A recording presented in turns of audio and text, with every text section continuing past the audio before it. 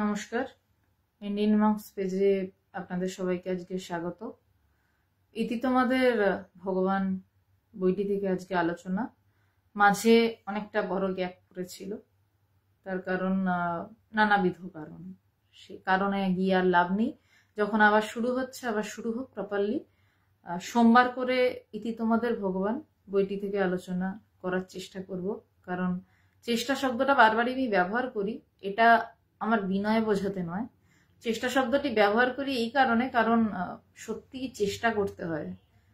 কারণ কোনোদিন কোনো আধ্যাত্মিক আলোচনা আমি করছি এটা আমি বলতে পারবো না, কারণ আমার দ্বারা সেটা সম্ভব নয় যদি না গুরু কৃপা করেন। আজকের বইটি আমার কাছে ভীষণ কঠিন, তার কারণ ভগবান আমার গুরুদেব, তার লেখা চিঠি তার ভক্তদের কাছে, তার নিজের পরিবারের কাছে, সেখানেও তিনি ঈশ্বর তত্ত্ব সম্পর্কে উপদেশ দিচ্ছেন। আজকের বিষয় ঈশ্বর তত্ত্ব সম্পর্কে ধারণা কিভাবে পরিষ্কার হয়। বিষয়টাতেই বোঝা যাচ্ছে যে আলোচনাটা কোন দিকে এগোবে, যে ঈশ্বর তত্ত্ব সম্পর্কে ধারণা কিভাবে পরিষ্কার হয়, কিভাবে আপনার মন ঠিক থাকবে সেই কথা নয়, এটা পরিষ্কার। এবার এই চিঠিটা কাকে লিখছেন সেটা নিয়ে আমরা আসছি আলোচনাগুলোতে, সবকিছুতে। আজকে এটা নিয়ে আলোচনা হবে। নিজের গুরুর লেখা চিঠি তো ভয় তো হবেই, তবে তিনি যা বলাবেন তা বলাবেন, সেই নিয়ে চিন্তা নেই। এরপরে বুধবার দিনকে আলোচনা হবে যোগ বাশিষ্ঠ সার নিয়ে। সেখানে অবতার শ্রী রামচন্দ্রের গুরুদেব বশিষ্ঠ মুনি শ্রী রামচন্দ্রকে ব্রহ্মজ্ঞানের উপদেশ দিচ্ছেন। সেটা শাস্ত্রের একটি প্রকরণ গ্রন্থ এবং খুব কঠিন একটি গ্রন্থ, যেই গ্রন্থটি নর্মালি আম আদমি যাকে বলা হয়, সাধারণ মানুষের বাড়িতে খুব একটা পঠিতব্য নয়, খুব একটা আলোচনা হয় না। কিন্তু সেই গ্রন্থটি নিয়ে যখন এই ভগবানকে জিজ্ঞাসা করেছিলাম যে এই বইটা নিয়ে কি আমি আলোচনা করতে পারি, ভগবান বলেছিল হ্যাঁ আলোচনা কর। তো আমি সেই জোরে ওই বইটা নিয়ে আলোচনা করার চেষ্টা করি, এবং বইটার ধারাবাহিকতাটা তো অবশ্যই আপনারা বুঝতে পারছেন। মানে অবতার রামচন্দ্রকে উপদেশ দিচ্ছেন বশিষ্ঠ মুনি, এইরকম একটা জায়গা। এবং শুক্রবার দিন আলোচনা হচ্ছে, সেইটা আরো খুব টাফেস্ট আমার জন্য। সেটা তো মানে তার কৃপা ছাড়া কিছুই বেরোয় না, কোনো কথা বেরোয় না। সেই বইটি হচ্ছে বেদান্ত সাধনা। ভগবান আমার গুরুদেব, তার গুরুদেব স্বামী পবিত্রানন্দজি ভগবানকে যে চিঠিগুলো লিখেছিলেন, এবং যে চিঠিগুলো নিয়ে ক্রমাগত পড়ে থেকে ভগবান নির্বিকল্প সমাধিতে ডুবে গেছিলেন, এবং যে চিঠিগুলোর জন্য ভগবান প্রথমত ব্রহ্মবিজ্ঞানী, তারপর তার ভগবত তত্ত্ব এবং তার ভগবান বলে আজকে ডাকা, আজকে যে ভগবান বলে সম্বোধন করছি, এটা তার নাম নয়, একটা কোনো বিশেষ ভাবের জন্যই বলছি। এবং আমি যে তাকে একদিন দেখে হাত জোর করে ভগবান বলে চলে গেছিলাম সেটাও তো নয়। সেটা যারা আপনারা দেখেন নিয়মিত তারা জানেন যে আমার 6 বছরের একটা জার্নি ছিল। আমি তাকে পরীক্ষা করেছিলাম অনেক রকম অনেক কিছু, হয়তো বোকার মতোই করেছিলাম, কিন্তু অ্যাটলিস্ট আজকে দাঁড়িয়ে বলতে পারছি যে আমি কিছু বিচার না করে ভগবান বলে ডেকে উঠিনি। তো এই 3টে বই অদ্ভুত। শুধু সিকোয়েন্সটা যদি বিচার করেন, ভগবানের তার শিষ্যদের কাছে লেখা চিঠি, একটা কথোপকথন গুরুর সাথে শিষ্যের, তারপরের দিনের আলোচনা যোগা বাশিষ্ঠ সার, কয়েক হাজার বছর আগে ভগবানের এই চিঠি লেখার, সেটি হচ্ছে রামচন্দ্রের বশিষ্ঠ মুনির সাথে আলোচনা। সেখানেও কিন্তু গুরু শিষ্যের কথোপকথন। যুগ বদলাচ্ছে, হাজার হাজার বছরের কিছু বদলাচ্ছে, কিন্তু সেই পরম্পরা বদলাচ্ছে না, গুরু শিষ্যের কথা বদলাচ্ছে না। শুক্রবারের আলোচনাটি যদি শোনেন, বেদান্ত সাধনা, ভগবানের সাথে তার গুরুদেবের লেখা চিঠির আলোচনা। সেখানেও গুরু শিষ্যের কথোপকথন। ভগবান তার মনের ভাব ব্যক্ত করছেন গুরুর কাছে যে তার আধ্যাত্মিক কি ব্যাপার হচ্ছে। গৌতম পাল প্রণাম। এবং ভগবানের গুরুদেব সেই নিরিখে ভগবানকে তার আধ্যাত্মিক উপদেশ দিচ্ছেন। এবং তারপর আমরা যাচ্ছি যখন ভগবানের কাছে, ভগবান আমাদেরকে আধ্যাত্মিক উপদেশ দিচ্ছেন। সুতরাং দেখা যাচ্ছে সেই সত্য যুগ থেকে, রামের সময় থেকে, ভগবানের সময় এবং আমার সময় এবং আমাদের পরের জেনারেশনও কখনোই এই গুরুর সাথে শিষ্যের কথোপকথনের স্রোত বন্ধ হলে চলবে না। এইটা ঈশ্বর তত্ত্ব সম্পর্কে ধারণা পরিষ্কার হওয়ার প্রথম কথা বলে এতগুলো কথা বললাম। সবাই যদি ভাবেন যে হ্যাঁ দীক্ষা তো নিয়েছি, 108 বার জব করতে বলেছে তো করছি, হ্যাঁ রোজ 108 বার আমি জব করি, তো গাতে কি হয়, ঘন্টা হয়। 108 বার জব করছেন তো করছেন, রোজ 108 বার জব করছেন, 25 বছর পরেও 108 বার জব করছেন, তাতে আপনার কি লাভ হচ্ছে? জব করার অর্থ কি? জব করার অর্থ হচ্ছে ধ্যানে ডুবে যাওয়া। ধ্যানে ডুবে যাওয়ার অর্থ কি? সমাধিতে ডুবে যাওয়া। সমাধিতে ডুবে যাওয়ার অর্থ হচ্ছে আরো গভীরে জ্ঞান লাভ করা, অর্থাৎ নিজেকে জানা। সেটা যদি না হয় তাহলে 108 বার রোজ জবের, আমি 25 বছর ধরে জব করি, আমি গুরুকরণ করেছি, দীক্ষা নিয়েছি, কিন্তু দীক্ষা নেওয়ার পর আমি গুরুর সাথে আর কথা বলিনি। অবতার শ্রী রামচন্দ্রকে কথা বলতে হয়েছে তার গুরুর সাথে, ভগবানকে তার গুরুর সাথে কথা বলতে হয়েছে। তাহলে আমি আপনি কোন ছাড়? হ্যাঁ, আমি আমার গুরুর সাথে কথা বলেছি, দীর্ঘদিন ধরে কথা বলেছি এবং এখনো বলি তার কৃপায়। তিনি সুযোগ দেন বলে বলি, আমি বলি বলাটা ভুল, তিনি বলতে সুযোগ দেন, তাই বলা হয় কথাটা।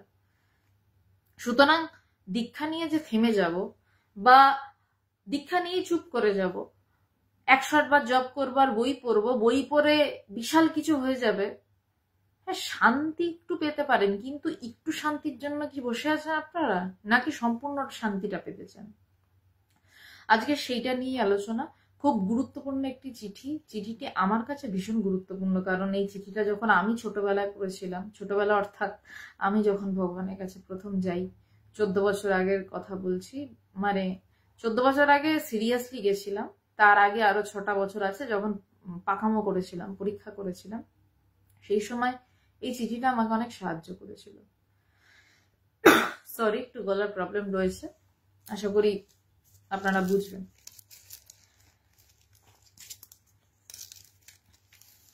এই চিঠিটি ইতি তোমাদের ভগবান থেকে, যে বইটির প্রকাশনা করেছে ইন্টারন্যাশনাল বেদান্ত সোসাইটি, ভগবানের তৈরি সংগঠন, আধ্যাত্মিক সংগঠন, যেই সংগঠন মানুষকে আশ্রয় দেওয়ার কথা বলে না, মানুষকে থাকতে দেয় না, মানুষের ভিতরেই তার চির আশ্রয়ের খোঁজ দেয়, সেই সংগঠন। ভগবানের বরাবর ইষ্টদেব ঠাকুর শ্রী রামকৃষ্ণদেব, তাই ভগবানের গুরুদেব ভগবানকে যেই চিঠি লিখতেন, আসলে আমাদের পরম্পরাটা তাহলে খুব শর্টে বলে নি। স্বামী কৃষ্ণানন্দজি সারদা মায়ের সাক্ষাৎ সন্ন্যাসী শিষ্য, তার শিষ্য স্বামী পবিত্রানন্দজি, এবং পবিত্রানন্দজির শিষ্য ভগবান, ভগবানের শিষ্য আমি। সুতরাং আমাদের এটা হচ্ছে আমাদের পরম্পরা। সুতরাং বংশটা খুব বড়, খানদানি বংশ। নিজের কি বংশ সেটা নিয়ে আমি চিন্তিত নই বা ভাবিত নই, কিন্তু আমার আধ্যাত্মিক বংশটা ডেঞ্জারাস, এটা সত্যি।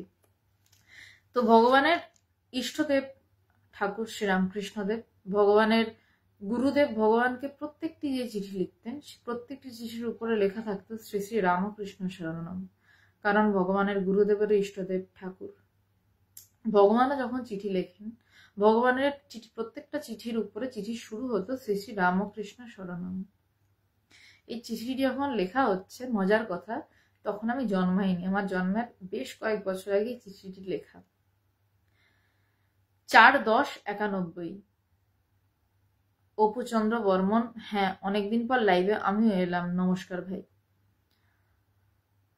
সবুজ রয়, কত শ্রী বংশ, আপনার কথাটি আমি বুঝলাম না, কি বলতে চাইছেন পরিষ্কার করে বলুন। শ্রী তপন চন্দ্র রায়, নমস্কার, বাংলাদেশ থেকে। আশা করি আপনারা সবাই ভালো থাকবেন একদিন এই আত্মজ্ঞানের জোরে, এই কামনা করলাম ভারতবর্ষ থেকে। এছাড়া আরো অনেক কিছু হয়তো করা যায়, সেটা রাজনৈতিক ব্যক্তিদের বিষয়, কিন্তু আমার এই কামনা রইল যে আপনারা একদিন নিশ্চয়ই আত্মজ্ঞানের জোরে ভালো থাকবেন যারা বাংলাদেশ থেকে রয়েছেন। ভগবান চিঠিটি লিখছেন সমীর বলে তার এক অনুরাগীকে। 4/10/91, আমার জন্মের বেশ খানিকটা আগে, অনেক বছর আগে এই চিঠিটা। প্রিয় সমীর, ও সবুজ রায়, কত শ্রী বংশ, বুঝতে পেরেছি আপনি কি বলতে চাইছেন। সত্যি আমিও ভেবে দেখিনি, তাহলে একবার ভেবেই দেখি। সারদা মা এবং সেখান থেকে মানে ঠাকুর থেকেই যদি ধরি, ঠাকুর থেকে সারদা মা থেকে স্বামী কৃষ্ণানন্দজি থেকে স্বামী পবিত্রানন্দজির শিষ্য ভগবানের শিষ্যা আমি, 6 নম্বর ঠাকুরের দিক থেকে যদি আসি। আর মায়ের দিক থেকে এলে 5 নম্বর অনুপম দত্ত প্রণাম। এবার আমি আলোচনা শুরু করছি। আমি আর ইন্টারাকশনে যাচ্ছি না, কারণ আর ইন্টারাকশনে যাওয়া যাবে না এটা শুরু করলে। প্রিয় সমীর, তোমার চিঠি পেয়েছি। এখানকার সবার খবর ভালো। এই চিঠিটি ভগবান যখন লিখছেন, আসাম থেকে লিখছেন, তাই জন্য আসামের খবরটা দিচ্ছেন আর কি প্রথমে। এবার বোঝা যাচ্ছে যে প্রথম লাইনটা, যে প্রিয় সমীর তোমার চিঠি পেয়েছি, তার মানে সমীর তার কাছে কিছু আধ্যাত্মিক কথা লিখেছিলেন, সেই জন্য তার পরিপ্রেক্ষিতে এই চিঠিটা, এবং সেই চিঠির উত্তরটা কি, এই উত্তরটাই বোঝা যাবে যে তার কি জিজ্ঞাসা ছিল, কিছুটা আজ করা যাবে। ভগবান বলছেন যে এখানকার সবার খবর ভালো। 1991 সাল, অর্থাৎ তখন ইন্টারন্যাশনাল বেদান্ত সোসাইটির প্রতিষ্ঠা হয়ে গেছে। 1989 সালে ইন্টারন্যাশনাল বেদান্ত সোসাইটি প্রতিষ্ঠিত হয়। সবাই একটু গম্ভীরভাবে আছে। গম্ভীরভাবে মানে কি? আমরা সবাই ভাবি গম্ভীরভাবে মানে না হাসা, রাম গরুরের ছানা হাসতে তাদের মানা, না, এটাকে গম্ভীর বলে না। আমি প্রচন্ড হাসতে পারি, আমি বলে আমি নয়, মানে কেউ প্রচন্ড হাসতে পারে, প্রচন্ড আনন্দ করতে পারে, প্রচন্ড কথা বলতে পারে, কিন্তু গম্ভীর ভাব মানে হচ্ছে সে ভিতরে গম্ভীর, মানে সে ঈশ্বরকে নিয়ে গম্ভীর, সে তার ভিতরে একাকার হওয়ার জন্য গম্ভীর, অর্থাৎ সে ঈশ্বর লাভের জন্য গম্ভীর। তার জন্য তার হাসি আটকাবে না। ঈশ্বর লাভ করার পর বা ভিতরে নিজেকে জানার পর সবাই হাসে যে আরে এত সহজ জিনিস জানতাম না, কি খুঁজে বেড়াচ্ছিলাম, কেন খুঁজে বেড়াচ্ছিলাম, সবাই হাসে, আরে কেন খুঁজে বেড়াচ্ছিলাম। শুনতে হয়তো অদ্ভুত লাগছে, কিন্তু ঘটনাটা এটাই ঘটে। এবং এটা নয় যে ঘটনাটা আপনার সাথে ঘটবে না, আপনার সাথেও ঘটবে যদি আপনি চান। সবাই একটু গম্ভীরভাবে আছে, কারণ ভগবান সবাইকে সেখানে গম্ভীরভাবে রেখেছেন, কারণ সবাইকে ঈশ্বরমুখী করেছেন। ঈশ্বরমুখী করা মানে কি? নিজের দিকে মুখ করা। বলছে ক্যাপ্টেন সাহেব আলোটা নিজের মুখে ফেলো। এটা কথামৃতের একটা গল্প। একবার ভগবান, মনে আছে, একটা অনুষ্ঠান চলছে, আমি ভগবানের পায়ের কাছে পাশে বসেছিলাম, তো তখন ভগবান, মানে খুব সুন্দর একটা ঘটনা মনে পড়ে গেল। কথামৃতের এই গল্পটি বলছিলেন যে একজন ক্যাপ্টেন, সে সবাইকে টর্চ লাইট দিয়ে আলো দেখাচ্ছে, এবং সবাই সেই রাস্তা দিয়ে যাচ্ছে। এবার একজন পথযাত্রী ঘুরে বলছে, ক্যাপ্টেন সাহেব আপনার মুখটা তো দেখতে পাচ্ছি না, এবার নিজের মুখে আলোটা ফেলো। তো ভগবান হঠাৎ করে একটা অদ্ভুত দৃষ্টিতে ঘুরে আমার দিকে তাকিয়ে বলেছিলেন যে ক্যাপ্টেন সাহেব এবার আলোটা নিজের মুখে ফেলো, অর্থাৎ ভিতরের দিকে আলোটা ফেলো। ঈশ্বরমুখী হওয়া মানে বাইরের দিকে মুখী হওয়া নয়, ভিতরের দিকে হওয়া। ঈশ্বর তত্ত্ব সম্পর্কে আজকে ধারণা পরিষ্কার হওয়া নিয়ে আলোচনা, সুতরাং একটু কঠিন আলোচনা দিকে হয়তো যেতে পারে। সবুজ রায়, আপনি সুন্দর কথা বললেন। আপনি ফোন নাম্বার দেওয়া থাকে, পরে যোগাযোগ করে নেবেন। আপনি যদি চান আপনার জায়গা অবশ্যই হবে। হ্যাঁ, গৌর কুমার প্রণাম। এতদিনে মা সবাইকে এটুকু বুঝিয়েছেন যে বিষয়টা গম্ভীর। বলছেন যে এতদিনে, অর্থাৎ ভগবান 1984 সালে ভগবানের ব্রহ্মবিজ্ঞান বা বলা যেতে পারে অজাতবাদী নির্বিকল্প সমাধি ঘোষণা করেন স্বামী পবিত্রানন্দজি। কেউ তো ঘোষণা করতে পারে না, গুরুই একমাত্র এই সার্টিফিকেট দেন, এবং পৃথিবীতে এর থেকে বড় সার্টিফিকেট আর কিছু নেই আধ্যাত্মিক মানুষদের কাছে। বা আধ্যাত্মিক মানুষ বা এমনি মানুষ বলে আলাদা করবো কেন? এমনি মানুষ, সেও তো ব্রহ্মই, সে এমনি সার্টিফিকেট নিয়ে লাফালাফি করে, কিন্তু সব থেকে বড় সার্টিফিকেট আসে গুরুর থেকে, যে তুমি মুক্ত। তার আগে অব্দি শিষ্য মুক্ত হয়, কিন্তু হয়তো কোথাও একটা ওই থামস আপের বোতল যখন খোলা হয় না, তখন কিছুটা খোলা হলো, কিন্তু ফাট করে যখন তারপর পুরোটা খোলা হয়, ওই অর্ধেকটা খোলাটাও কিন্তু খোলা যখন আমরা চাপলাম উপরটা, কিন্তু তারপর যখন দুম করে খোলা হলো, ফুস করে থামস আপটা একদম পুরো উঠে এলো, পুরো তখন মানে বেয়ে পড়ছে, বোতলের গা বেয়ে উপচিয়ে পড়ছে, যেটাকে বলা হয়। ওই গুরু ওই আসলে ভিতরটা খুলে যায়, তারপর গুরু ওই ঠাক করে পুরোটা খুলে দেয়, ওইটা দিয়ে, যেটা দিয়ে থামস আপের বটল ওপেনার দিয়ে খুলে দেয়, তখন পুরো উপচে পড়ে, তখন হাসিটা বেরোয়, এবং সেইটা সব থেকে গম্ভীর বিষয়, সেইটা সব থেকে গম্ভীর অবস্থা। তো বলছেন যে এতদিনে মা সবাইকে এইটুকু বুঝিয়েছেন যে বিষয়টা গম্ভীর। অর্থাৎ ভগবান আমাদেরকে সবসময় একটা কথা বলেন যে কখনো আধ্যাত্মিক বিষয়টাকে ক্লাব ঘরের বিষয় বানাস না। মানে একটু চর্চা করছি, একটু ভালো লাগছে, একটু সুন্দর লাগছে, এইটা হচ্ছে ক্লাবে গেলেও একটু ক্যারাম খেললে ভালো লাগে, কিন্তু আধ্যাত্মিকতাটা এটা নয়। আধ্যাত্মিকতাটা এমন ভাবে কর যে কেন তুই নিজেকে জানতে পারছিস না, কেন তোর নিজের অনুভব হচ্ছে না, সেটার জন্য ছটফট কর, এইটা হচ্ছে গাম্ভীর্য। সুতরাং ভগবান বারবার আমাদেরকে একটা জিনিস শেখান যে আধ্যাত্মিকতাকে কোনোদিন ক্লাব ঘর বানাস না। সুতরাং এই যে আলোচনাটাও চলছে, আমি বলবো যাদের এই আলোচনা শুনে মনে হবে যে নিজেকে জানতে হবে, তারা আলোচনাতে থাকুন। আর যাদের মনে হবে যে একটু ভালো সময় কাটাচ্ছি, তাদের দরকার নেই শোনার।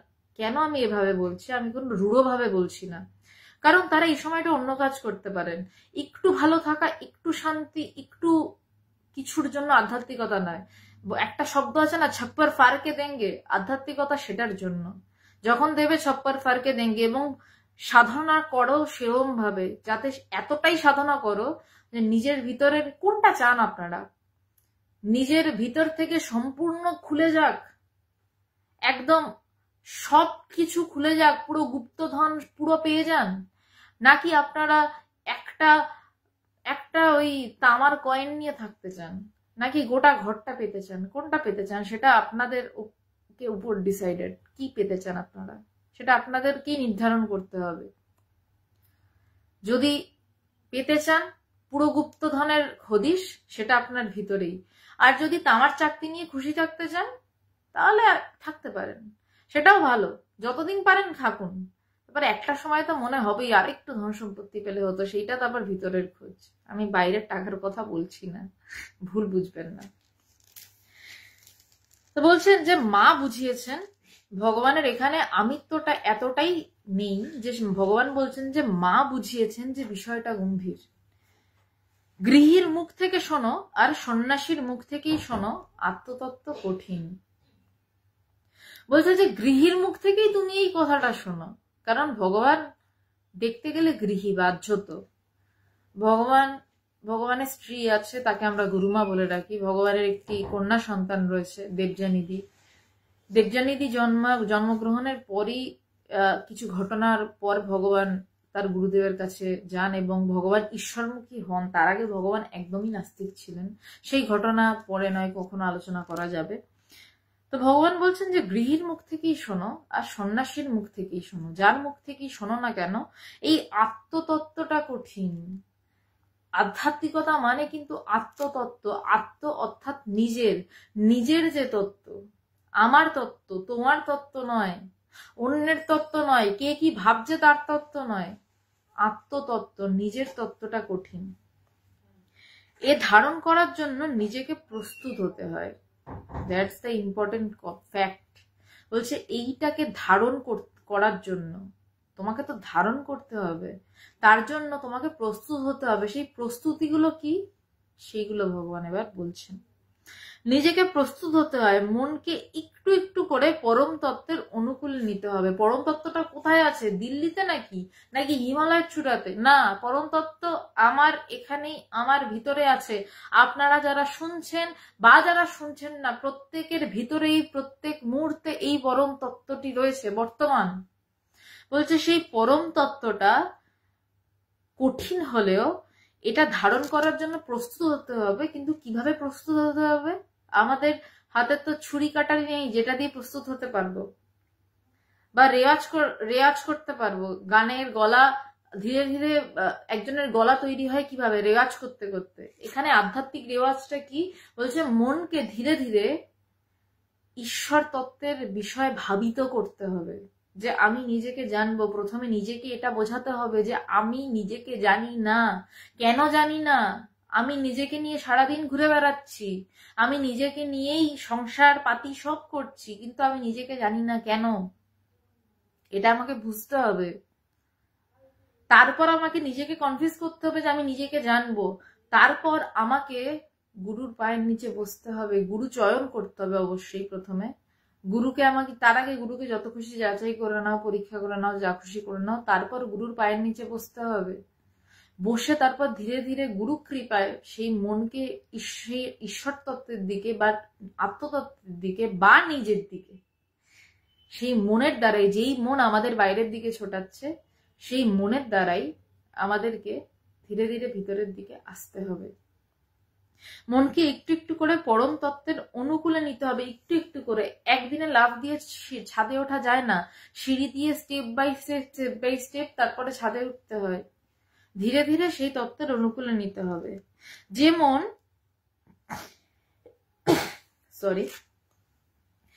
মন দীর্ঘকাল ধরে বাইরের জগৎ নিয়ে মেতেছিল, তাকে অন্তর্মুখীন করতে চাই অধ্যবসায়। বলছে যেই মন দীর্ঘদিন বাইরের দিকে হয়েছিল, পরম তত্ত্ব চর্চা ভাবে কিভাবে করব সেটা নিয়ে আলোচনা করছি। আপনি একটু মন দিয়ে ধৈর্য ধরে শুনুন। বলছে যে যেই মন দীর্ঘকাল বাইরের জগৎ নিয়ে মেতেছিল, অর্থাৎ আমি ঘুম থেকে উঠেই আমার প্রথমে মনে হবে আমি তৃষিতা সেন, আমার এই কাজটা করতে হবে, আমাকে সেই কাজটা করতে হবে, আমাকে হেনা করতে হবে, আমাকে তেনা করতে হবে, আমাকে কলেজ যেতে হবে, আমাকে চাকরি করতে হবে, আমাকে টাকা রোজগার করতে হবে, আরো নানাবিধ, আমাকে দাঁত মাজতে হবে, আরো ভিতরে আসছে আমাকে দাঁত মাজতে হবে, আমাকে স্নান করতে হবে, আমাকে পরিষ্কার হতে হবে, আমাকে সুন্দর করে মেকআপ করতে হবে, করে আমাকে কিছু চাকরি করতে হবে। বলছে যে পরম তত্ত্ব চর্চা কিভাবে করব, তার উত্তরটা হচ্ছে, বলছে যেই মনটা এই কথাগুলো ভেবে এসছে, দীর্ঘকাল বাইরের জগৎ নিয়ে ভেবে এসছে, কারণ আমি নিজেকে সাজাচ্ছি কেন, তার কারণটা কি? বাইরের লোক দেখে আমাকে ভালো বলবে বা আমার ভালো লাগছে, সেই জন্য আমার ভালো লাগছে, কিন্তু সেই আমিটাকে আমি জানি না। বলছে যে মন দীর্ঘকাল ধরে বাইরের জগৎ নিয়ে মেতেছিল, তাকে অন্তর্মুখীন করতে চাই। বলছে সেই মনটাকেই নিজের দিকে ঘোরাতে হবে, যে কে এই চিন্তাগুলো করছে, কে আমাকে ছোটাচ্ছে, কে আমাকে দিয়ে দৌড় করাচ্ছে, কে আমাকে বলছে সিনেমা দেখতে যা, কে আমাকে বলছে আরো টাকা রোজগার করতে হবে, কে আমাকে বলছে গাড়ি কিনতে হবে। বলছে যে বলছে এবার তাকে খুঁজতে হবে। বলছে তার জন্য কি চাই? অধ্যাবসায়। গীতাতে রয়েছে, যখন অর্জুন শ্রীকৃষ্ণকে জিজ্ঞাসা করছে, হ্যাঁ অবশ্যই আলোচনায় জিজ্ঞাসা করার সুযোগ আছে, আলোচনার শেষে একদম আপনারা যত খুশি প্রশ্ন করুন, আমি সব প্রশ্নের উত্তর দেব। অর্জুন জিজ্ঞাসা করছে শ্রীকৃষ্ণকে যে সখা, এই মত্ত হস্তির মতন মনকে কিভাবে আয়ত্তে আনবো? মন দিয়ে শুনবেন কিভাবে বলছেন, যে এই মত্ত হস্তির মতন মনকে, মানে যেই মন পাগলা হাতির মতন দৌড়াচ্ছে, আজ এখানে আছে তো কাল এই মনটা হয়তো এখানে বসে আমি আমেরিকার চিন্তা করা শুরু করলাম, এখানে বসে আমি কারুর চিন্তা করা শুরু করলাম। মন কখন কোথায় দৌড়াচ্ছে আমরা জানি না। কেউ জানেন? নিজেকে প্রশ্ন করুন, জানেন আপনার মন 10 মিনিট আগে কি ভাবছিল? ঠিক 10 মিনিট আগে আপনি জানেন না, আর 10 মিনিট পরে কি ভাববেন তাও আপনি জানেন না। বলছেন এই মত্ত হস্তির মতন মনকে কিভাবে শান্ত করব সখা? শ্রীকৃষ্ণকে জিজ্ঞাসা করছেন অর্জুন। তখন শ্রীকৃষ্ণ বলছেন যে অভ্যাসেন তো কৌন্তেয়, বলছে তুমি অভ্যাস করো। এটাই ভগবান বলছেন যে অধ্যাবসায়, অর্থাৎ রোজ চর্চা। আপনারা যারা প্রশ্ন করছেন, প্রশ্নগুলো থাক, আমি একদম চিঠিটা শেষে গিয়ে সবার প্রশ্নের ধরে ধরে উত্তর দেওয়ার চেষ্টা করব। বলছেন যে এটার জন্য মনকে অন্তর্মুখীন করতে হবে, কিন্তু তার জন্য কি প্রয়োজন? অধ্যাবসায়, অর্থাৎ অভ্যাসের প্রয়োজন, নিষ্ঠার প্রয়োজন। আর কি প্রয়োজন? নিজের উপর বিশ্বাসের প্রয়োজন, যে আমি পারবো। স্বামী বিবেকানন্দ পেরেছিল, আদি শঙ্করাচার্যজি পেরেছিলেন বলে আর তাদেরকে আদর্শ বানিয়ে দেয়ালে টাঙিয়ে রাখবো, ভগবান পেরেছেন বলে তাকে আদর্শ বানিয়ে দেয়ালে টাঙিয়ে রাখবো নয়, এটা আধ্যাত্মিকতা নয়। আধ্যাত্মিকতা সেটা যে আমি পারবো কি, আমি পারবো কি নয়, আমি পারবো। তারা পেরেছেন মানে আমিও পারবো, আমার মধ্যেও সেই ব্রহ্মই আছেন, তাদের মধ্যেও সেই ব্রহ্মই আছে। তো তাই বলছে যে তাকে অন্তর্মুখী করতে হয়, নিজের উপর বিশ্বাস, এর পরেরটা কি ইম্পর্টেন্ট, গুরুর উপর বিশ্বাস। যদি শাস্ত্রীয় ভাষায় যাই তাহলে শঙ্করাচার্যজি, আদি শঙ্করাচার্যজি বলছেন যে কয়েকটা কৃপা লাগে আত্মজ্ঞান লাভের জন্য। প্রথম আত্মকৃপা, শাস্ত্রকৃপা, মানে তুমি একটা অধ্যাবসায়ের মধ্যে ঢুকছো। তারপর হচ্ছে ঈশ্বর কৃপা, তারপর গুরু কৃপা। আত্মকৃপা হচ্ছে নিজের উপর বিশ্বাস যে আমি পারবো, আমার দ্বারাই সম্ভব। এরপর কি, সব শেষে লাগবে গুরুর উপর অটুট বিশ্বাস যে আমার গুরু আমাকে যেই শিক্ষা দিচ্ছেন আমি সেই শিক্ষায় আমি সেই চরম জ্ঞান লাভ করবই করব। সেই নির্বিকল্প ভূমিতে মানে এই কথাগুলো খুব ফার্স্ট কথা, কিন্তু বলতে হয়, কিছু বলতে হবে বলে বলতে হয়। নির্বিকল্পতে কোনো ভূমি নেই, নির্বিকল্প বলেই কিছু নেই, কিন্তু কথাটা কিছু বলতে হয় তাই বলতে হয়। নির্বিকল্প মানে যেখানে কোনো বিকল্প নেই, দুই নেই, কেবল এক আছে। যেখানে একও নেই সেই জায়গার কথা বলছে। আমার গুরুর উপরেই বিশ্বাস রাখতে হবে। তার আগে তুমি গুরুকে 1000 বার পরীক্ষা করে নাও, কিন্তু গুরু বলে মানার পর আমাকে গুরুর উপর অটুট বিশ্বাস রাখতে হবে যে গুরু আমাকে সেই জায়গায় পৌঁছে দেবেন, গুরু আমাকে সেই জায়গাতেই নিয়ে যাবেন। পুকুরের পাড়ে রোজ বসে থাকলে পুকুরের সম্বন্ধে ধীরে ধীরে জ্ঞান বেড়ে ওঠে।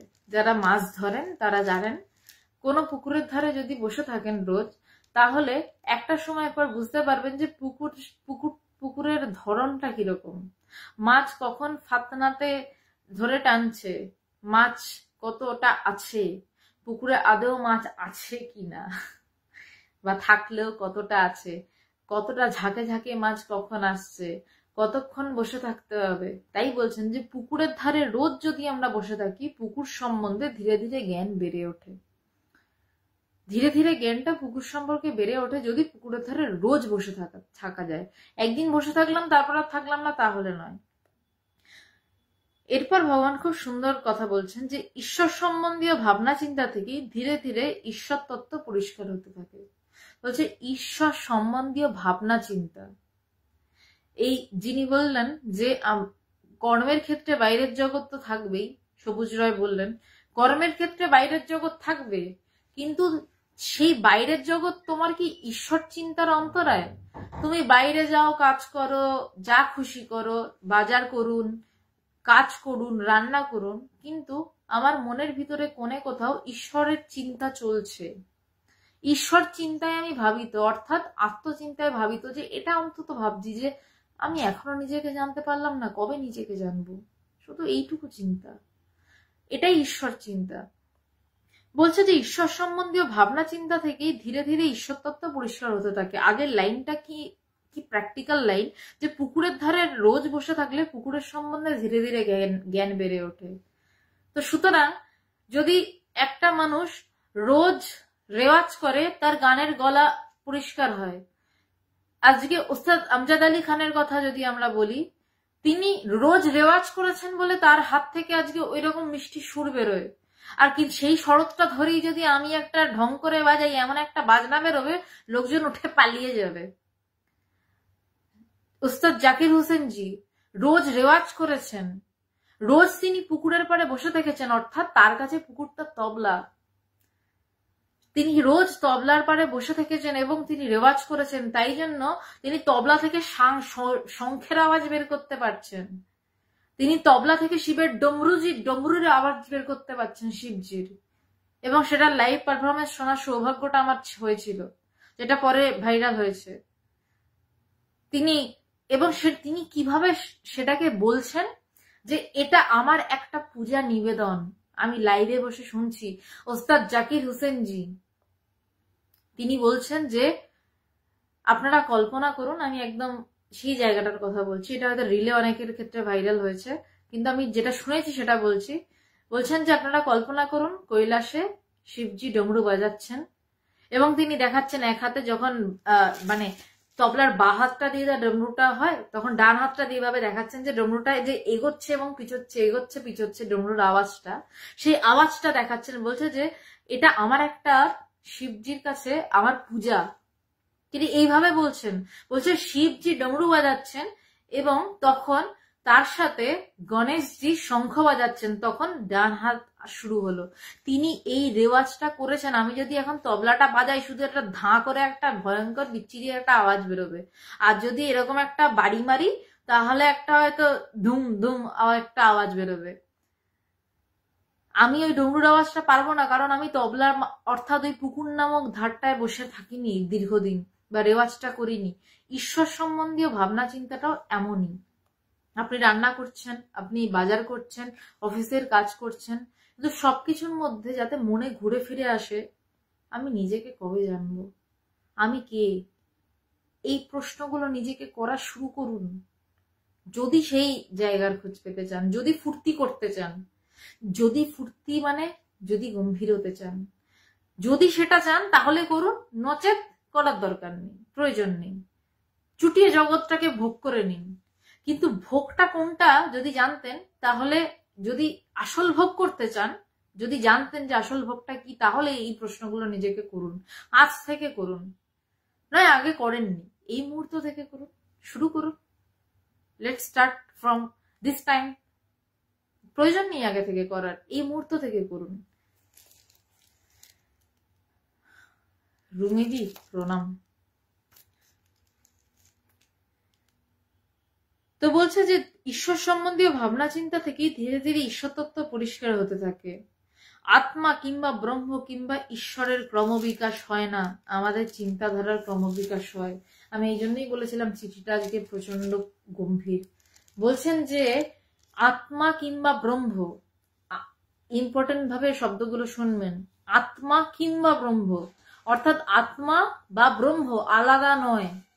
আত্মা কিংবা ব্রহ্ম কিংবা ঈশ্বর, অর্থাৎ আত্মা ঈশ্বর ব্রহ্ম সবটাই একই। কিংবা ব্যবহার করেছেন, আত্মা ও ঈশ্বর ও ব্রহ্ম নয়, আত্মা কিংবা ঈশ্বর কিংবা ব্রহ্ম, অর্থাৎ সবই এক। বলছে এই আত্মা কিংবা ব্রহ্ম কিংবা ঈশ্বরের ক্রমবিকাশ হয় না।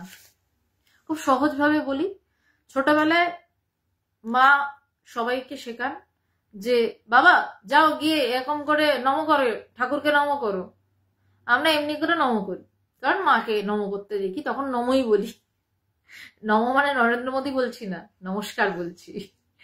তো বলছে নমস্কার করছি। এরপর সেই বাচ্চাটাই যখন বড় হয়, সে তখন মন্দিরের সামনে পাস করতে গিয়ে একবার হয়তো এরম করে প্রণাম করে চলে গেল। তারপর সে যখন হঠাৎ তার মনে জিজ্ঞাসা জাগলো যে ঈশ্বরটা কি। শতদিন হয়তো সে মাকে দেখছে রোজ পুজো করছে, বাবাকে দেখছে রোজ পুজো করছে, মাকে বিভিন্ন ব্রত পালন করতে দেখছে, তার সম্পর্কে সে শিবরাত্রি দেখছে, সে নানান দিনে নিরামিষ খাওয়া দেখছে। হিন্দু সংস্কৃতির একটা রীতি রয়েছে, সোমবার কেউ নিরামিষ খায়, কেউ শনিবার নিরামিষ খায়। সে ছোটবেলায় ওই ঠাকুরকে নম করা থেকে ধীরে ধীরে তার মন পাল্টাচ্ছে। ঠাকুর কিন্তু এক জায়গায় স্থির দাঁড়িয়ে রয়েছেন, মা কিন্তু এদিক ওদিক নড়ছেন চড়ছেন না, মা স্থির। সে নমস্কার করছে, তারপর সে ধীরে দেখছেন মা ব্রত পালন করছে, তারপর সে হয়তো উপোস করা শুরু করলো কোনো একদিন, তারপর তার হয়তো মনে হলো যে না শিবের মাথায় জল ঢাললে ভালো বর পাওয়া যাবে। এবার আমি ঠিক এই তত্ত্বটা জানি না, মানে আমাকে কেউ প্লিজ জিজ্ঞাসা করবেন না জল ঢাললে ভালো বর টর পাওয়া যায় কিনা, কারণ মানে শিব মানে ওই রকম বর যদি কেউ পায়, সত্যি কথা বলতে, যে শ্মশানে থাকে এবং কোনো আয়টায় করে না, সমগ্র জগৎ তার পায়ের তলায়, কিন্তু তার কোনো কিছুতেই আসক্তি নেই, সেরকম বর পেলে কি সত্যি মেয়েরা সুখী হবে আমি ঠিক জানি না, আই এম জাস্ট জোকিং। তো যাই হোক, তো ধীরে ধীরে শিবের বদল হচ্ছে না, মায়ের বদল হচ্ছে না, মা মন্দিরে স্থির রয়েছে। আমরা ছোট থেকে প্রণাম করছি, তারপর আমরা হয়তো ধীরে ধীরে ভাবছি এই ব্রত পালন করলে এই হবে, সেটা শুরু করছি। কেউ শিবরাত্রি পালনটাই বেশি করা হয়, কেউ করছে। তারপরে একটা সময়ের পর হয়তো মনে হচ্ছে যে আচ্ছা তাহলে ঈশ্বর কোথায়, ঈশ্বরকে দেখতে পাচ্ছি না, তো তখন আমার মনে হচ্ছে তাকে শুধু মৃন্ময়ী রূপে কেন দেখবো, মাটিতে কেন দেখবো, তাকে একটু চিন্ময়ীতেও দেখি, তাকে একটু দর্শন করি। হয়তো মনে হলো, হয়তো সে দর্শন করতে পারলো, মা কিন্তু স্থির। তার মনের পরিবর্তন হচ্ছে, আমার মনের পরিবর্তন হচ্ছে। তারপর একটা সময় মনে হলো যে মা কি দূরে, নাকি মা আমার মধ্যেই, শিব কি দূরে না শিব আমার মধ্যেই। তখন সে পেল গুরুর সন্ধান, যখন তার এই আত্মজিজ্ঞাসা এলো। এই আত্মজিজ্ঞাসা এলে তবেই গুরু এসে ধরা দেন। গুরুকে আমরা ধরতে পারি না। সবাই বলে না গুরুকরণ করলাম, ভুল কথা। গুরু ধরা দেন, গুরুকে ধরা যায় না। যখন তার মধ্যে এটা এলো, বা কোনো পূর্ব জন্মের কর্মফল বসে সে তার গুরুকরণ হলো, কারণ তার গুরু তার জন্যই অপেক্ষা করছিল। খুব মিষ্টি সম্পর্ক গুরু শিষ্যের। গুরু শিষ্যের জন্য অপেক্ষা করে, শিষ্য গুরুর জন্য অপেক্ষা করে না। গুরু এসে শিষ্যকে সময় ধরা দেন।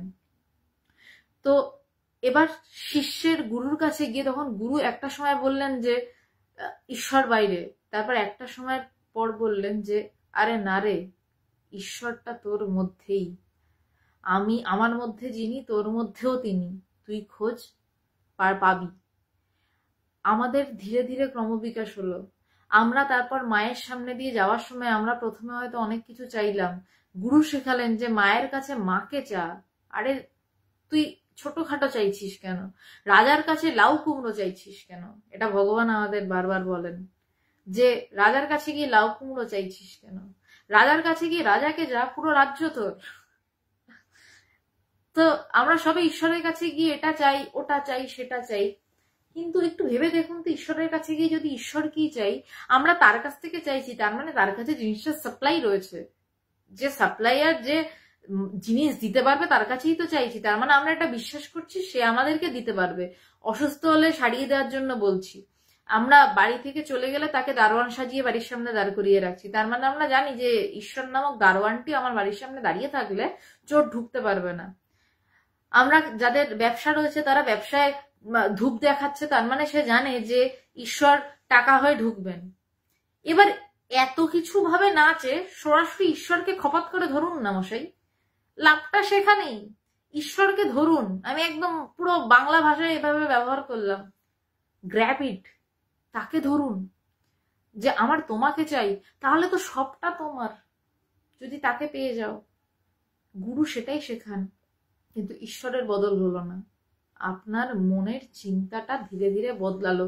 ছোটবেলায় ওই মা নমস্কার করতে শিখিয়েছিল, এই যে এরকম করো, তারপর এরকম করো, এভাবে ঠাকুরকে নম করবে। এর থেকে ধীরে ধীরে ধীরে ধীরে আপনি কি দেখলেন? আমার ভিতরেই তিনি। এবং একটা সময় পর সেই মহান সাম্রাজ্য আপনার সামনে তিনিই খুলে দিলেন, এবং ঈশ্বর সম্পর্কে আপনার ধারণাই বদলে গেল। তো বলছে যে ধীরে ধীরে ঈশ্বর তত্ত্ব পরিষ্কার হতে থাকে, আত্মা কিংবা ব্রহ্ম কিংবা ঈশ্বরের ক্রমবিকাশ হয় না। অর্থাৎ ঈশ্বর আত্মা ব্রহ্ম ধীরে ধীরে তার বিকাশিত হচ্ছে না, আমার মন, আমাদের চিন্তাধারার ক্রমবিকাশ হয়। আমাদের চিন্তাধারা ধীরে ধীরে ধীরে ধীরে বদল হয়, আমাদের চিন্তাধারা একটু একটু একটু করে পাল্টাচ্ছে। বললাম না এক লাফে ছাদে ওঠা যায় না, সিঁড়ি দিয়ে সিঁড়ি দিয়ে সিঁড়ি দিয়ে ছাদে উঠতে হয়। বলছে তাই জপ ধ্যান বিচার সব নিয়ে ধীরে ধীরে এগোতে তার কৃপা বাতাসে হয়তো একসময় আর দাঁড় টানতে হবে না, এমনি ভেসে যাবে। কি সুইট একটা লাইন। বলছে যে এর রাস্তাটা কি, উপায়টা কি? বলছে জপ। প্রথমে গুরু জপ দিলেন, জপ থেকে ওই যে বললাম ধ্যান হলো। জপের অর্থ এটা নয় যে আমি জপ করেই যাব, জপ করেই যাব, জপ করেই যাব রাউন্ড দি ক্লক, না।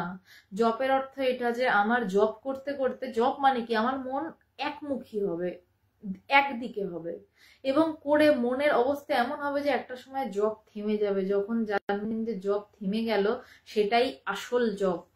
সেইখানে আমার মন ধ্যানে ডুবে যাচ্ছে, আমার আর জপ আসছে না। কারণ জপ করতেও তো একটা বৃত্তি লাগে, সেটা আসছে না। আমার মন ধীরে ধীরে আরো গভীরে ডুবছে ধ্যানে। মা বলছেন তাই সারদা মা, যে জপের থেকে ধ্যান বড়, ধ্যানের থেকে সমাধি বড়। মা এই কথাগুলো বলছেন, এই কথাগুলোর মানে রয়েছে। তাই বলছেন যে তাই এইগুলোর কি না, প্রথমে জপটা যখন থেমে গিয়ে ধ্যানে পরিণত হবে, তখন সে ধ্যানের মধ্যে আরো গভীর। সেই ধ্যানের মধ্যে এরপর কি শুরু হবে? বিচার। আমি কে, আমি কে, আমি কে, আমার আসল সত্তাটা কোনটা, ধ্যানটা কে করছে, দিস ইজ দ্য পয়েন্ট। ধ্যান করছি কেন, কি জন্য, কাকে জানতে, আমি ডুবছি কেন? শুধু একটু আনন্দ পেতে, শুধু একটু ভালো লাগা। অনেকে ধ্যান করেন, আমারই এক আত্মীয়, তিনি ধ্যান করে খুব আনন্দ পান এবং তিনি সেই জন্য সারা জীবন ধ্যানটাই করে গেলেন। তাকে কিছুতেই বোঝানো গেল না যে আরে বাবা ধ্যানটা করছো কে, সেইটা খোঁজো। তিনি কি ধ্যানের কিন্তু খুব উঁচু স্তরে উঠেছেন এবং তিনি যখন ধ্যান করেন তিনি কিছু জানেন না, ঘন্টার পর ঘন্টা তার কেটে যায়, কিন্তু সে ধ্যানে আটকে গেছে। আটকে গেলে হবে না। ঠাকুর শ্রীরামকৃষ্ণদেব একটা কথা বলছেন, এ পথ অনন্ত। সুতরাং জপ করতে করতে শুধু জপে আটকে গেলে হবে না, ধ্যানে আটকে গেলে হবে না, সেখানে সমাধির থেকে আটকে গেলে হবে না, সেখানে সমাধির ভিতরে জ্ঞান লাভটা করতে হবে, সেই জায়গার খোঁজ পেতে হবে গুরু কৃপায়। তারপর এখানেও আটকে গেলে হবে না। জনক রাজা বলছেন যে মনশালাকে ব্রহ্ম সমুদ্রে চুবিয়ে চুবিয়ে মার, কথামৃততে আমরা পাই। বলছে এই মনশালাকে বারবার চোবা। একবার চুবলে থেমে যাবেন? সমুদ্রে স্নান করতে ভাল লাগে, একবার স্নান করে থেমে যাবেন নাকি বারবার স্নান করবেন? রোজ যেতে ইচ্ছা করবে সমুদ্রের দিকে, সমুদ্রের এই হাওয়াটা পেতে। সমুদ্রে শুধু হাওয়া পেয়েই ভাল লাগবে নাকি সমুদ্রে নেমে জলের সাথে খেলা করতে ভাল লাগবে? তাই বলছে মনশালাকে ব্রহ্ম সমুদ্রে চুবিয়ে চুবিয়ে মার। মনকে একদিনে মারা যায় না, একবার চুবলেই মরে গেল তা নয়। বারবার ওই সেই অবস্থায় যাও, সেই জপ ধ্যান সমাধি, বারবার বারবার বারবার, যতদিন বাঁচবে ততদিন। আমি ভগবানকে দেখেছি নিত্য প্রতি সমাধিস্থ হতে, নিত্য প্রতি সমাধির দিকে ডুবে যেতে। তার কারণ সত্যি কথা বলতে একটা নর্মাল বিষয় বলি, যে আপনারা যদি কোনো ভালো খাবার খান বা কোনো ভালো জায়গায় যান, আপনারা কি চাইবেন না যে আবার ওই জায়গায় যাই? অবশ্যই মনে হবে যে হ্যাঁ আমি আবার ওই জায়গায় যাব। মনে হবে আহা জায়গাটা কি সুন্দর ছিল, আবার যাব আবার যাব আবার যাব, কবে যাব কবে যাব কবে যাব, এবং ভাবতে ভাবতে একদিন চলেও যাবেন। কিন্তু এইখানটাতে তো কোথাও যেতে হয় না কষ্ট করে, নিজের ভেতরেই ডুবতে হয়। এই যেরকম ভাবে খাটে বসে রয়েছি, আপনারা যে যেই পশ্চারে বসে রয়েছেন সেইভাবে নিজের ভিতরে ডুবে যাওয়া যায় গুরু কৃপায়। নিজের কিছুতে নয়, নিজের কোনো কিছুতে নয়। আত্মকৃপা লাগে, নিজের উপর বিশ্বাস যে হ্যাঁ আমি ডুবতে পারবো, এবং তারপর গুরুর কৃপা, গুরুর উপর বিশ্বাস যে হ্যাঁ গুরু আমায় ডুবিয়ে দেবেন। আর ডোবাটা কখন হয়? যখন নিজের থাক, এই কথাটা না একটু পরেই বলি, বা ঠিক আছে বলেই দিচ্ছি, যে যখন নিজের মাথাটা কাটা পড়ে যায় যে আমি কিছু করতে পারি না, এই আমিটা যখন অমিট হয়ে যায়, আমিটা যখন সরে যায়, তখন সে বারবার ডুবতে থাকে, ডুবতেই থাকে, ডুবতেই থাকে, ডুবতেই থাকে। কারণ সে তখন আর সাঁতার কাটার চেষ্টা করছে না, সে হাত পা ছেড়ে দিয়েছে। ভগবান আমাদের খুব সুন্দর একটা কথা বলেন যে ভেসে থাকতে গেলে হাত পা নাড়তে হয়, ডুবে যেতে গেলে হাত পা নাড়ানো বন্ধ করে দিতে হয়। ব্যাস, ডুবে যাওয়াটা এতটাই সহজ। আমরা ভেসে থাকি, আমরা এই কথাটার মানেটা কি? মানে আমরা মানুষ হয়ে থাকতে চাইছি, সেই জন্য আমরা নানান চিন্তা করছি, আমরা কবে জ্ঞান লাভ করবো এই চিন্তা করছি। বলছে ছেড়ে দাও না বাপু, কিন্তু আমরা ছাড়তে আর পারি না। স্বামীজি বলছেন নিজ হস্তে রজ্জুন তাহে আকর্ষণ। ছেড়ে দাও ছেড়ে দাও ছেড়ে দাও, যত ছেড়ে দেবে তত লাভ।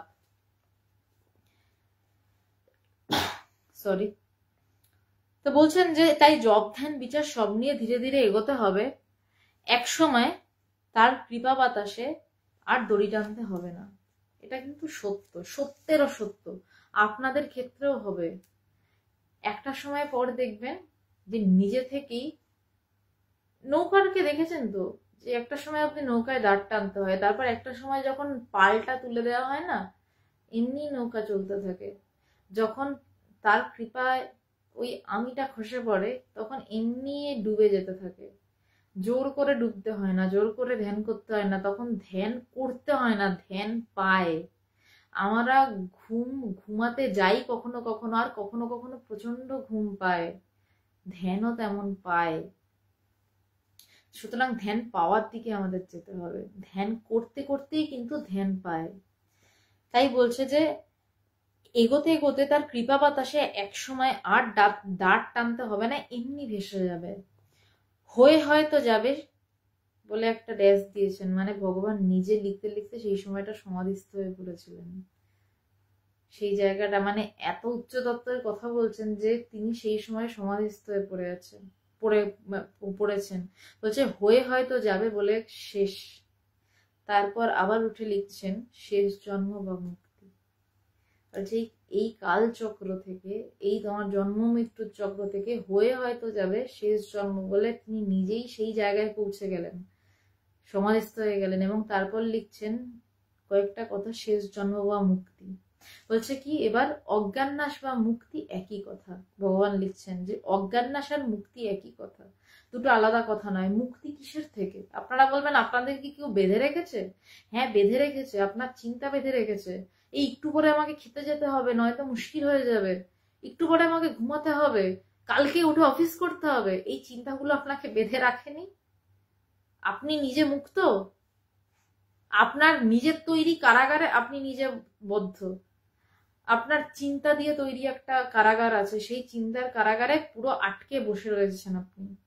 আপনার লজ্জা হওয়া উচিত যে কারাগারের চাবিটাও আপনারই হাতে, কিন্তু সেই চাবিটার খোলার কথা ভুলে গেছেন।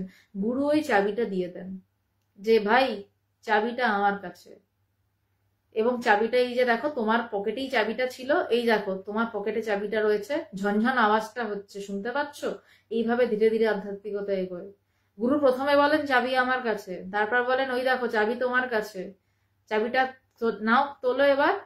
এরপর তারপর গুরু শিষ্যের হাতে হাতটা লাগান এবং চাবিটা খোলেন। যখন ব্যাংকের যাদের লকার রয়েছে তারা জানেন ব্যাংকের ম্যানেজারকে আসতে হয়, দুটো চাবি থাকে, ব্যাংকের ম্যানেজারকে একটা চাবি খুলতে হয় এবং তার সাথে নিজেকে একটা চাবি খুলতে হয়। এই নির্বিকল্প জ্ঞানের চাবিটাও গুরু এবং শিষ্য দুজন হাতে হাত দিয়ে একসাথে খোলে। আসলে গুরুই শিষ্যের হাতটা ধরে ঘুরিয়ে দেন। মুক্তি বলছে অজ্ঞাননাশ আর মুক্তি একই কথা, ভাবতে থাকো। বলছে এবার এই কথাগুলো ভাবতে থাকো, মানে এই কথাটা ভগবান সমীরকে লিখছেন বলে আপনারা আপনাদের জন্য নয় সেটা নয়, এই চিঠিটা আমার জন্য। এই চিঠিটা যখন আমি পড়তাম ছোটবেলায় তখন এই চিঠিটা আমার জন্য, এখন যারা শুনছেন এই চিঠিটা আপনাদের জন্য। তাই ভগবান যখন এইটা মানে বলছেন, সবটা বলার পর বলছেন যে ভাবতে থাকো। অবশ্যই আপনারা এই কথাগুলোর মধ্যে কোনো একটি কথা তো মনে লেগেছে, ভগবানের লেখা চিঠির মধ্যে কোনো একটা লাইন তো মনে লেগেছে, সেই লাইনটা নিয়ে ভাবুন বা একটু ভাবতে থাকুন। কারণ এই কথাটা যখন পড়া হচ্ছে বা এই বৃত্তিটা তিনি জাগিয়েছেন যে এই চিঠিটা নিয়ে আলোচনা করতে হবে, এবং যাদের মধ্যে আপনাদের মধ্যে যাদের মধ্যে বৃত্তিটা জাগিয়েছেন যে এই চিঠিটা শুনতে হবে, তাদের কাছেও এই কথাটা বলার জন্যই যে একটু ভাবুন, এবার ভাবতে হবে, ভাবতে থাকো। এবার যে লাইনটা, সেই লাইনটা স্বামী পবিত্রানন্দজি ভগবানকে লিখেছিলেন, যে লাইনটা ভীষণ মানে আমি শুনে প্রথম খুব হেসেছিলাম, তারপর বুঝেছিলাম লাইনটার গাম্ভীর্য কতটা। বলছেন যে সরল হৃদয় সত্য টপ করিয়া প্রতিভাত হয়। পবিত্রানন্দজি ভগবানকে লিখেছিলেন এই লাইনটা। বলছে সরল হৃদয়, যদি পরিষ্কার আকাশ থাকে সূর্যটা ঝাঁক করে উঠে যায়, মেঘলা থাকলে সূর্য ওঠাটা দেখা যায় না। তেমনি আমাদের হৃদয় যখন সরল হয়, আমাদের হৃদয় সরল নয়, আমরা নানান কিছু নিয়ে ভাবি তো, অল টাইম খোঁচমোচ করছি আমরা ঘুমের মধ্যে স্বপ্নের মধ্যেও ঝামেলা ঝঞ্ঝাট করি, এতটাই আমরা মুশকিলের বিষয় করে থাকি। বলছে সেই আস্তে আস্তে এটা ধীরে ধীরে হবে, তবে হবে ধীরে ধীরে ধীরে ধীরে এটা হবে। বলছে সরল হৃদয় সত্য টপ করিয়া প্রতিভাত হয়। যেমন সূর্য দুম করে উঠে যায়, প্রথমে কি হয় আকাশটা একটু লাল লাল হয়, মানে বোঝা যায় এইবার সময় হয়ে এলো। তারপর হঠাৎ দেখবেন সূর্য উঠে গেছে, সূর্য ধীরে ধীরে ওঠে না। তেমন যখন ভিতরটা আকুপাকু করতে থাকবে যে কেন এখন আমার ঈশ্বর লাভ হচ্ছে না, বুঝবেন আকাশটা লাল হয়ে এসছে, তার মানে চিত্ত সরল হয়ে এসছে। সেই হৃদয়ে কখন তিনি টপ করে, অর্থাৎ তিনি আকস্মিক আচমকা প্রতিভাত হবেন বা সেই দরজা খুলে যাবে কেউ জানে না। তোমাকেই খুঁজতে হবে তোমার স্বরূপ। বলছে ভগবান লিখছেন যে তোমাকেই, অর্থাৎ বোঝা যাচ্ছে সমীর ভগবানকে আত্মজ্ঞান স্বরূপ কিভাবে খুঁজতে হবে সেই সম্পর্কীয় প্রশ্নই করেছিল। ভগবান তার উত্তরটা দিচ্ছেন। যে তোমাকেই খুঁজতে হবে তোমার স্বরূপ, তোমার স্বরূপটাকে তোমাকেই খুঁজতে হবে, স্বরূপ অর্থাৎ তোমার নিজের কোন রূপ। সমীরের নিশ্চয়ই সেই ওর মুখটা কেমন দেখতে, ওর মনটা কেমন সেই সময় এইটা খুঁজতে বলেননি, কারণ মুখটা পরিবর্তনশীল। আমি 10 বছর পরে এরকম দেখতে থাকবো না, অন্যরকম হয়ে যাবে। আমার মনটাও এরকম থাকবে না, অন্যরকম হয়ে যাবে। আপনাদের সবারই তাই হবে, সিম্পল কথা। তো বলছেন যে তোমাকেই খুঁজতে হবে তোমার স্বরূপ, তোমাকেই, সবাইকে তাকেই খুঁজতে হবে, অন্য কেউ এসে খুঁজে দেবে না, তোমাকেই খুঁজতে হবে। এটাকেই বলছে আত্মকৃপা। নভেম্বরে আসলে দেখা হবে, অর্থাৎ নভেম্বরে ভগবান যাবেন অথবা সমীর আসবেন, নভেম্বরে আসলে দেখা হবে। তারপর ভগবান আসামের কথা বলছেন, সেই সময় ভগবান আসামে ছিলেন। এখানকার ভাব আরো আত্মস্থ, অর্থাৎ আরো আত্মার দিকে স্থিত। সেখানে তারা যারা ভগবানের সাথে সঙ্গ করছেন, অর্থাৎ যারা ভগবানের কাছে রয়েছেন বা যারা ভগবানের সাথে রয়েছেন বা ভগবান নিজেও, ভগবানকে আমি রোজ আত্মস্থ হতে দেখেছি, রোজ সমাধিস্থ হতে দেখেছি। হ্যাঁ দেখেছি, আমি পরিষ্কার ভাষায় বলছি, দেখেছি, এবং এটা হয়।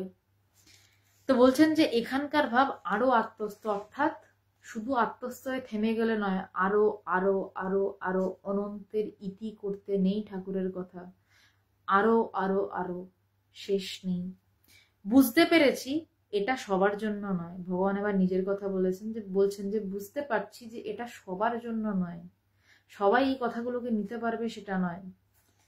চাহিদা অনুসারে যোগান। যদি আপনার চাহিদা থাকে যে আমি কবে জানতে পারবো নিজেকে, সেই অনুসারে আপনি নিজের ভিতর থেকেই যোগান পাবেন। গুরু আপনার কাছে এসে যাবে, গুরু আপনাকে সঠিক উপদেশ দেবে এবং আপনি নিজেও সেই দিকে এগিয়ে যাবেন।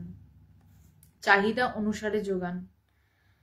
ছেলে বউকে ভালোবাসা দিও, অর্থাৎ সমীর বিবাহিত একজন গৃহীকে ভগবান এই আত্মতত্ত্বের উপদেশগুলো দিলেন, কাউকে সন্ন্যাসী বানানোর জন্য বলেননি। সন্ন্যাসের সাথে জ্ঞানের সম্পর্ক নেই। বলছেন যে ছেলে বউকে ভালোবাসা দিও, এই এতটুকু কথা বললেন একজন গৃহীকে। তার মানে যদি কেউ মনে করে থাকেন যে সংসার করে ফেলেছি বলে আর আত্মজ্ঞান হবে না, সম্পূর্ণ ভুল ভাবছেন। তার লাস্ট লাইনটার প্রমাণ, এবং আমার কাছে সব থেকে বড় প্রমাণ ভগবান নিজে। ভগবানকে আমি দেখেছি আত্মজ্ঞানীর বাপেরও বাপ, সন্ন্যাসের বাপের বাপের বাপ, বা তার উপর যদি কিছু থাকে। আমি সন্ন্যাসীকে খাটো করছি না, কিন্তু আমি যা দেখেছি তার সত্য আমাকে বলতেই হবে, বা যা দেখছি সেটা আমাকে বলতেই হবে। চিঠিটি এখানে শেষ হলো। এবার যারা প্রশ্ন করেছেন আমি উত্তর দেওয়ার চেষ্টা করছি প্রথম থেকে।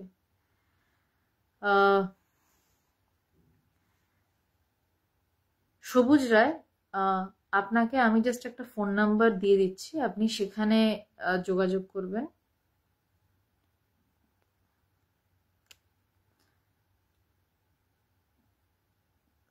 জাস্ট আপনি সেখানে যোগাযোগ করুন।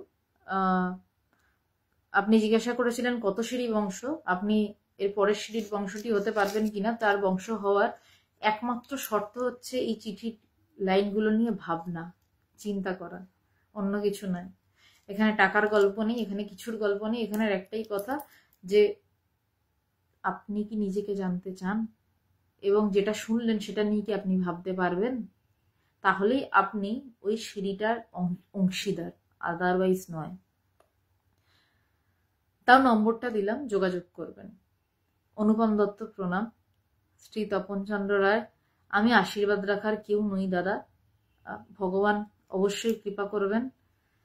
বাংলাদেশিরা নিজের জোরেই নিজে উঠে দাঁড়াবে, এটা আমি বিশ্বাস করি। নিজের জোরেই মানুষ নিজে উঠে দাঁড়ায়, অন্য কারোর জন্য নয়। ভগবান যেটা করছেন নিশ্চয়ই তিনি আশীর্বাদই করছেন। হয়তো আপনাদের দুর্দশাটা এখন খুব চরমের দিকে, কিন্তু জেনে রাখবেন এই দুর্দশাটা চরমে না উঠলে আপনারা কি ঈশ্বরমুখী হতেন না। আপনারা কি চিন্ময় প্রভুকে ছাড়ানোর জন্য এত ব্যাকুল হতেন না।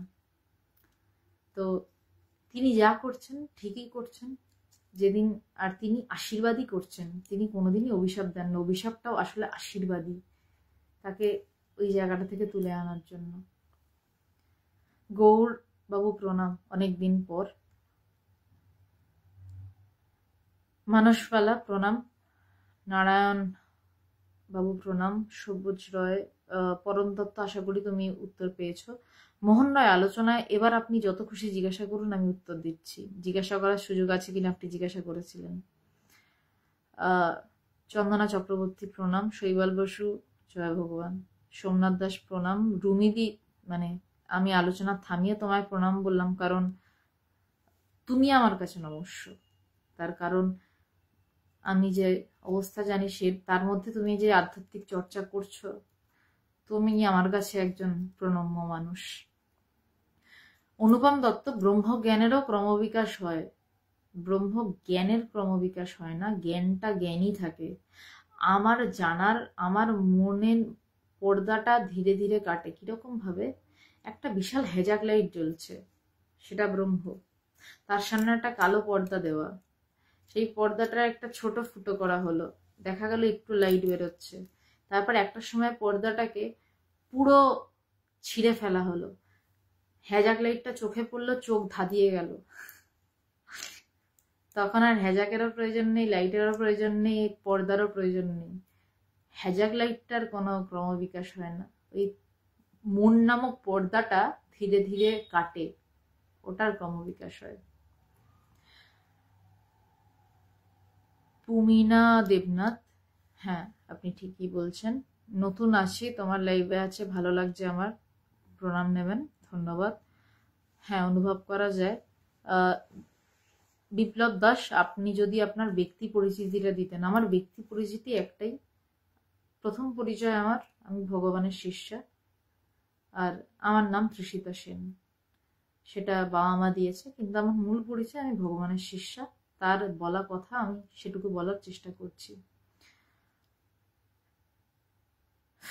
সবুজ রায়, তাহলে ভক্তি শ্রদ্ধার মাঝে, নমর মাঝে কি চাইব? পুরো আলোচনাটা আরেকবার শুনে নেবেন, তাহলে বুঝে যাবেন।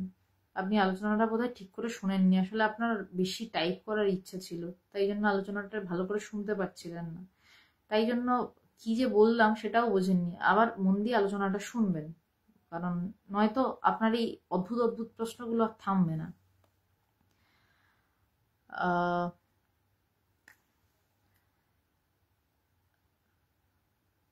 সুমন দাস,